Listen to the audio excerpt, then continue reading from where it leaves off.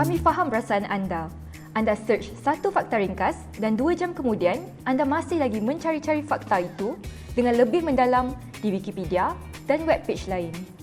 Jadi, hari ini saya akan tunjukkan kepada anda cara nak master deep research di Gemini dengan hanya beberapa langkah mudah. Inilah yang membezakan di antara sekadar Google je dan benar-benar mengetahui pengetahuan tentang sesuatu topik. Okey, pertama sekali, aktifkan ciri deep research dengan menekan butang tools. Selepas itu, masukkan prompt anda. Jangan hanya sekadar type keyword, tetapi tulis satu pernyataan masalah.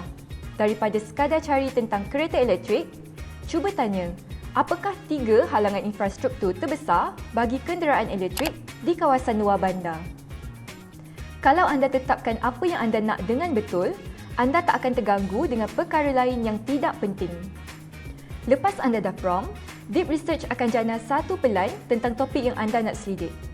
Anda boleh baca dan semak dulu pelan tersebut dan kalau nak buat sebarang perubahan, boleh tekan butang edit plan dan beritahu Gemini maklumat apa yang perlu diubah atau ditambah. Kalau anda dah puas hati, tekan butang start research.